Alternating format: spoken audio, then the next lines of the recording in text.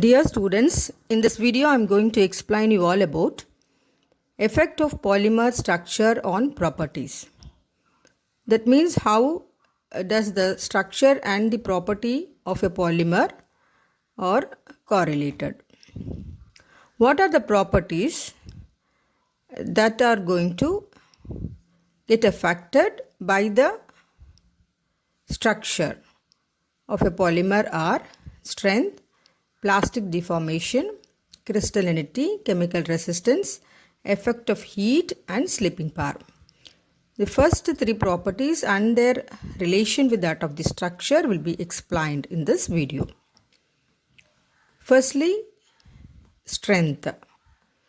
You all know that plastics are basically classified into thermoplastics and then thermosetting plastics. What is the basic difference between this thermoplastic and thermosetting plastic?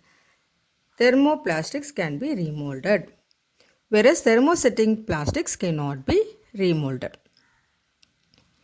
So this clearly tells you that thermosetting plastics are stronger than the thermoplastics. So I have shown here two pictures. The first picture depicts thermoplastics and the second picture depicts thermosetting plastics. The first one we can give it for remolding. The second one, that is switch box, we cannot give it for remolding. It's stronger than the thermoplastics.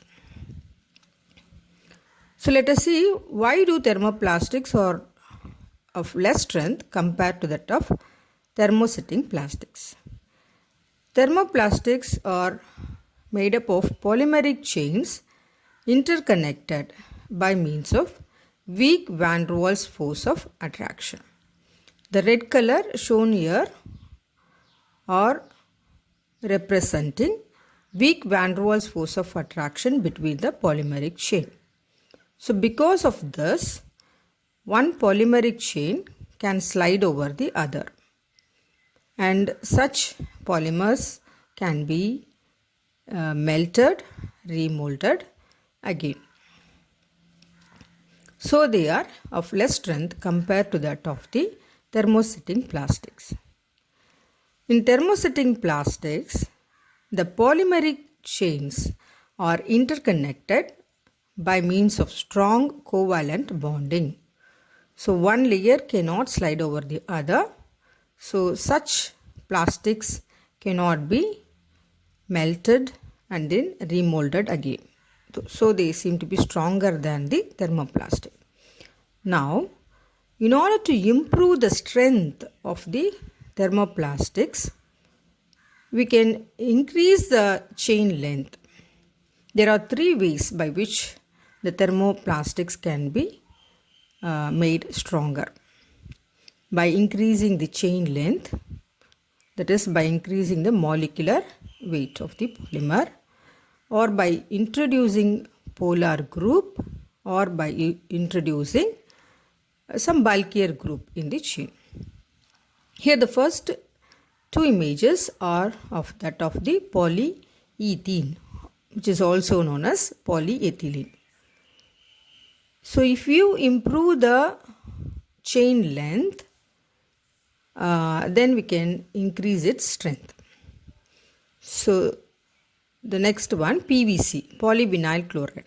So in that, the polar chlorine, bulkier polar chlorine is introduced in the chain. So they are stronger than polyethylene. In polystyrene, bulkier phenyl group is present. They seem to be stronger than polyethylene. So there are three ways by which thermoplastic strength can be increased. By increasing the chain length, we get high density polyethylene. High density polyethylene. By introducing polar group such as Cl, we get polyvinyl chloride. By introducing bulkier group such as phenyl, we get polystyrene. So this is how we can improve the strength of the thermoplastics. So now let us look into the next property, that is plastic deformation. So it is very clear that thermoplastics will undergo plastic deformation more easily than the thermosetting plastics. If you place both the thermoplastics and thermosetting plastics outside and expose it to the sunlight, you can see that thermoplastics are getting degraded. So this shows that plastic deformation occurs in thermoplastics, which has got linear chain interconnected by means of weak van der Waals force of attraction. Whereas thermosetting are stronger. They do not degrade. So the next property that we are going to see, that is the third one, is about the crystallinity. The crystalline nature, it is related to the arrangement of the polymeric chain. If the polymeric chains are arranged regularly, then it leads to crystalline nature of the polymer. Alright, for example, if you take polyvinyl chloride, PVC, it has got polar group in it. So presence of polar group improves the regular arrangement so that it results in crystalline polymer. So PVC is a crystalline polymer. So next, irregular arrangement will lead to amorphous nature. For example, polystyrene, it has got bulky group in it, so the arrangement cannot be regular in the case of the polystyrene. So it is amorphous in nature.